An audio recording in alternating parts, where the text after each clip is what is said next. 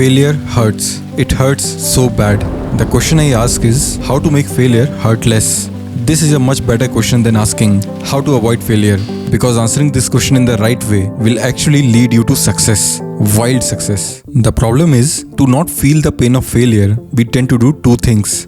Downplaying failure, forget that it happened, just don't look at it. Or glamorizing failure, like failure is the best teacher. No, it's not. Failure is the stepping stone to success. No, it's not. We are humans. Our brains are hardwired to take failure seriously and learn from it. But what happens is, we learn the wrong things from failure. Things that don't lead us to success but keep us spiraling in the loop. Here are the top 2 wrong things we learn from failure by default. Number 1, I am not good enough. Number 2, the game was unfair.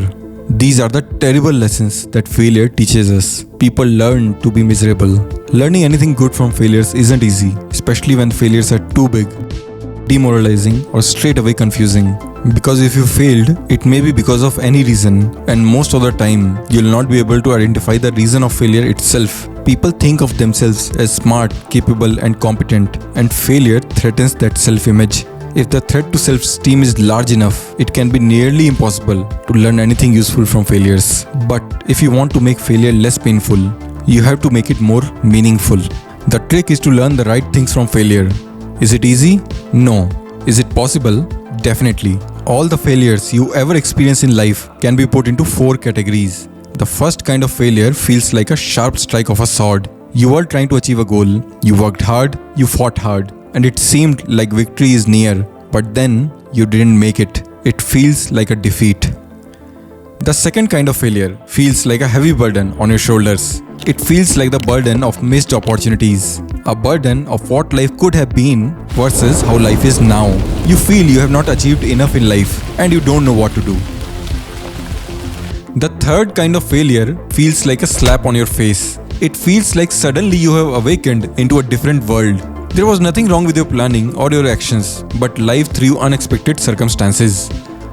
Each of these failures is painful, and the harsh reality is, most of the time, you're not fighting them one by one. You are fighting them all at once, at a time, all the time. It's like fighting a 3-headed dragon.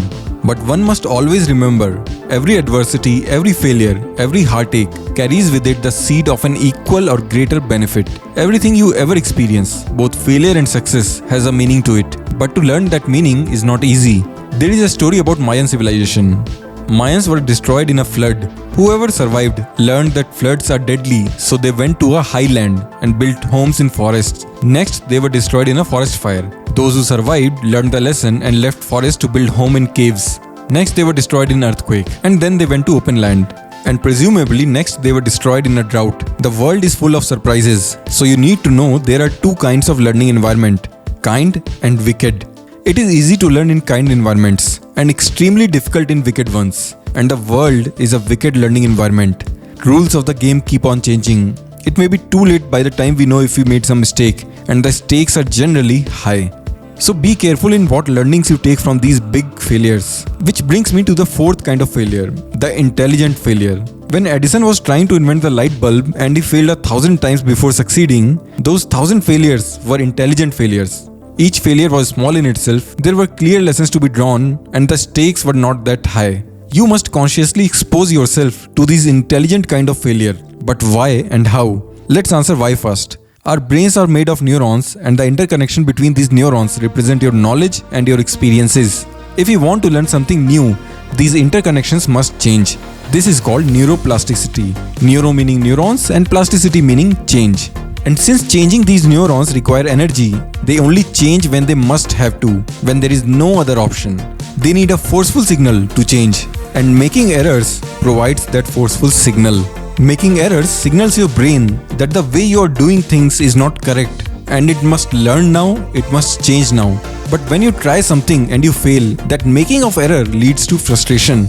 Humans don't like the feelings of frustration and error. Those who try to embrace these feelings instead of running away from them do exceedingly well in life. Use that frustration to go deeper, not to walk away. This is known as deliberate learning. Practice failing at small incremental levels over and over, and this practice will lead to success. So the thing is, we need to change our approach towards failure. Failure is not to be loved, obviously, but not to be hated either. The more you hate failing and want to avoid it, the more you are inviting failure. People who want every single moment of their lives to be easy often end up with difficult lives.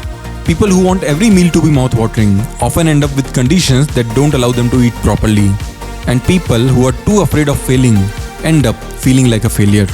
The right way is to recognize failure as the necessary evil, which you will definitely encounter in life when you are on a path to great success.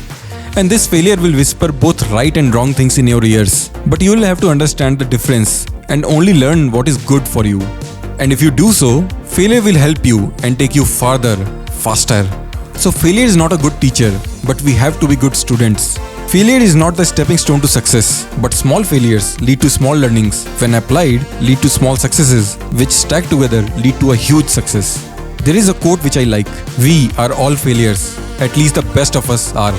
Failures are not obstacles, they are a part of your success journey. Failure gives you perspective of what matters and what doesn't. And it gives you hunger, so that when you finally achieve that success, it fills you up in a meaningful way.